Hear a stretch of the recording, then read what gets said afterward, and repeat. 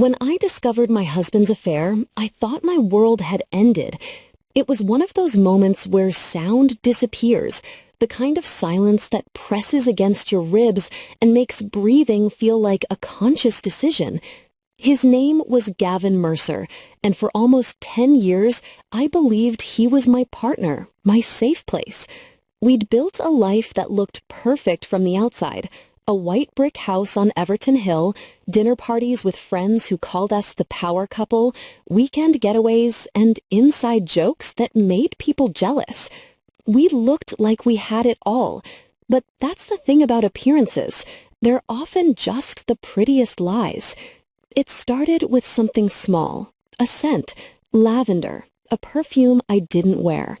It lingered on his shirt one night after he came home late from work. I remember standing in the laundry room, holding the fabric to my face, trying to rationalize it. Maybe someone hugged him. Maybe it was a colleague. Maybe I was imagining it. I wanted to believe that, desperately. But the next week, I found a message on his smartwatch. "Last night was perfect. I can't stop thinking about you." It was signed with a heart and the name Celeste. For a few minutes, I couldn't move. I just stared at the screen, the words burning into my mind. I felt my chest tighten, a sharp heat spreading through me. I didn't cry, not then. Instead, I felt something else, a cold, focused clarity. Gavin wasn't careful, and that was his first mistake. I synced his watch to my phone before he got home. That night, while he slept beside me, I read every message they'd exchanged. Every lie, every excuse, every promise he'd whispered to her. She didn't know about me. That much was clear. He told her he was divorced, that his ex-wife was unstable, that he was finally ready to start fresh. I learned that they met at a marketing conference in Chicago, where she worked as an event coordinator. 26, bright, optimistic, the kind of woman I used to be before I married him. I should have hated her, but as I read her messages, filled with affection and trust, I saw myself, the younger me who believed every sweet word Gavin said. Over the next few days, I watched. I learned their patterns, when they met, where they went, what she believed. Every lie he told her, I already knew the truth behind it. And slowly, a strange feeling replaced my anger. Pity. Not for him, but for her. She didn't deserve to be his collateral damage. A week later, I decided to meet her. It took some planning. I created a fake professional email, pretending to be a client interested in hiring her company for a corporate event. When we met, she walked in with a bright smile and nervous energy. Celeste had warm brown eyes, soft curls pinned loosely behind her ears, and a kind of sincerity that disarmed you instantly. We talked about logistics for a while before I finally said, "I didn't actually come here to discuss an event." Her smile faltered. "I'm sorry?" "I came to talk about Gavin Mercer." The color drained from her face. "You know him?" "I'm his wife." The silence that followed was heavy. She blinked rapidly, as if trying to process what she'd just heard.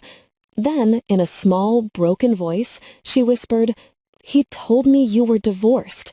I nodded. That's what he told me about his ex before me, too. Her eyes filled with tears. "I didn't know. I swear I didn't know." "I believe you," I said, and I meant it. We talked for over an hour. She showed me photos, selfies of them at restaurants, texts about weekend trips, emails about moving in together. The timeline overlapped with anniversaries and holidays Gavin had spent with me.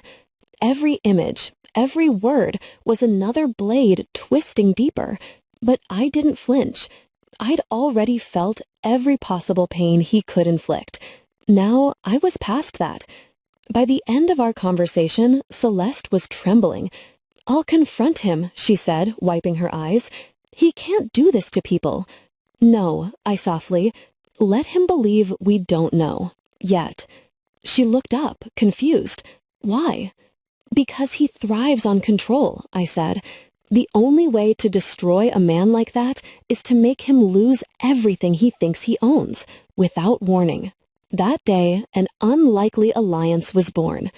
Over the next few months, Celeste and I became co-conspirators, silent partners in a slow, deliberate revenge. We met secretly, using burner phones and encrypted apps. Every time Gavin sent her a message, she forwarded it to me. Every time he lied to me about his business trips, I tracked his location. We built a timeline of deceit, flights, hotels, meetings, and every fabricated excuse in between. Celeste, to her credit, played her role perfectly. She continued seeing him, smiling through dinners, pretending she still believed his stories. Meanwhile, I did the same. I cooked his favorite meals, laughed at his jokes, and kissed him goodnight while he slept next to me like a man who believed he was untouchable. Our plan wasn't impulsive. It was surgical. We decided to expose him not through anger, but precision. Gavin was a senior executive at Larkwood Consulting, a firm that prided itself on ethical leadership. Hypocrisy doesn't age well in the digital era, especially not when backed by proof. Celeste and I started collecting screenshots, voice recordings, expense receipts. We gathered everything until we had a dossier thick enough to crumble his pristine reputation. We even found out he'd been misusing company resources, taking her on trips billed as client development sessions. When the puzzle was complete, we both knew what had to come next. Celeste asked me once, late at night as we sat in her car outside my house, "Do you ever feel guilty about what we're about to do?" I looked at her, this young woman who'd been lied to, used, and discarded, and said, "Guilt is for people who break things accidentally." He knew exactly what he was doing. She nodded, tears glinting under the streetlight. "Then let's end it." We scheduled everything for one day, his downfall timed to perfection.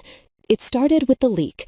Celeste sent the emails and photos to the company's internal ethics board, along with a statement describing how he'd coerced her into work-related trips. At the same time, I sent the same evidence, plus copies of our marriage certificate and shared financial statements, to his board of directors, his clients, and even his favorite industry publication. Then we posted a joint public statement on social media. We were both deceived by the same man. We choose truth over silence. By noon, his phone was blowing up. I watched from the kitchen window as he paced the driveway, yelling into his phone. Celeste texted me, "He's calling me nonstop. I'm not answering." The headlines spread like wildfire. Larkwood executive caught in dual life scandal. Whistleblower affair exposes corporate misconduct. He was suspended within hours. By evening, our house was a storm of chaos. He burst in, face red, eyes wild. "What the hell did you do?" he shouted. I didn't flinch. I told the truth. "You ruined my life," he roared, slamming his fist against the wall. "Do you have any idea what you've done?" "Yes," I said calmly, "exactly what you did to us." He stared at me, trembling with rage. "You think you've won?" "No," I said. "I just stopped losing." He stood there, breathing hard, looking at me like he didn't recognize the woman in front of him. Then he turned and walked out, slamming the door so hard it shook the frame. The next few weeks were a blur of fallout. The firm terminated his contract after confirming the financial discrepancies. He lost his position, his reputation, and the network he'd spent years cultivating. Friends stopped answering his calls. The house, our house, went quiet. I filed for divorce and retained full rights to our assets after proving his misconduct. Celeste moved away soon after. New city, new job, new start. Before she left, she came by to say goodbye. We sat in the park where we used to meet secretly, sipping coffee like we'd done dozens of times before. "Do you think he'll ever understand what he did?" she asked. "No," I said. "People like him don't reflect. They rewrite." She smiled sadly. "Thank you for not hating me." I shook my head. "You weren't my enemy, Celeste. You were my mirror." We hugged, and that was the last time I saw her. Months passed. Life began to rebuild itself quietly, piece by piece. The silence that once hurt became peaceful. I took a new job, repainted the house, and learned how to sleep without waiting for footsteps at the door. Sometimes I still thought about Gavin, not out of love or anger, but curiosity. What happens to a man after he loses every illusion he's built? I got my answer unexpectedly. One afternoon, while waiting in line at a cafe downtown, I heard a familiar voice behind me. I turned. It was him, Gavin. Thinner, older, defeated in a way I'd never seen before. He froze when he saw me. "Kerrie," he said softly. I nodded. "Gavin." He swallowed hard. "You look good," he replied. He tried to smile, but it didn't reach his eyes. "I wanted to apologize," he said. "I made mistakes." "Mistakes?" I repeated. "Is that what you call calculated deceit now?" He sighed. "I lost everything." "No," I said. "You lost everyone. There's a difference." He looked away, his voice breaking. "Do you ever think about us?" I took a slow sip of coffee. Only when I need to remind myself what survival looks like. For a moment, we just stood there, two strangers who once shared a life. Then I turned to leave. As I walked away, I heard him call my name, softly, almost pleading, but didn't turn back. Some chapters deserve to end without a final page. That night, I sat on my porch, the air cool and quiet around me. I thought about Celeste, wherever she was, living her new life. About how pain had brought us together, not to destroy, but to rebuild ourselves. Revenge hadn't just been about punishing him. It was about reclaiming our voices, our truth. People always imagine revenge as fire, loud, consuming, dramatic. But the real kind, the lasting kind, is ice. It's patient, it's precise. It waits until the perfect moment, then freezes everything the liar built, leaving them trapped in their own reflection. And that's exactly what we did. Gavin used love as a weapon. We turned it into his undoing. Now when people ask why I don't date anymore, I just smile and say, because sometimes peace is better company than passion. I don't need revenge again. I've already lived it. You've just stepped into her revenge side, where every wound finds its justice, and every silence ends with truth. If her story struck a chord, make sure to like, share, and subscribe. Your support keeps these stories alive. Another secret waits in the next video. See how her revenge begins.